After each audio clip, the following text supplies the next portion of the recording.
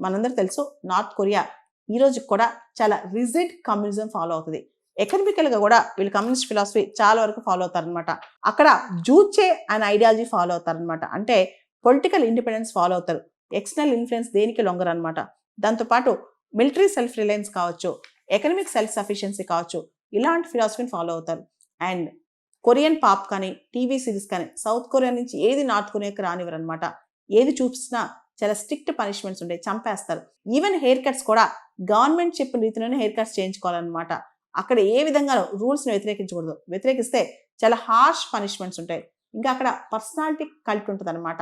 ఆ personality cult ఏంటంటే అసలు కిమ్మే దేవుడు, కిమ్ ఫ్యామిలీని విపరీతంగా పొగడాలి, అలా ఉంటుంది అనమాట అక్కడ కల్చర్. సో ఇటువంటి నార్త్ కొరియా నుంచి చాలా మంది పారిపోవాలని కూడా ట్రై చేస్తారు. పారిపోవాలని ట్రై చేసినా అక్కడ చంపేస్తారు అనమాట. సో ఇలాంటి నార్త్ కొరియాలో ఒక ఆడపిల్లని అధ్యక్షుడిగా చేస్తారా? నార్త్ కొరియాని ఒక అమ్మాయి ఏలబోతుందా? కిమ్ జూ ఏ ఎవరు అనే దాని మీద ఇప్పుడు అంతర్జాతీయంగా చర్చ జరుగుతోంది.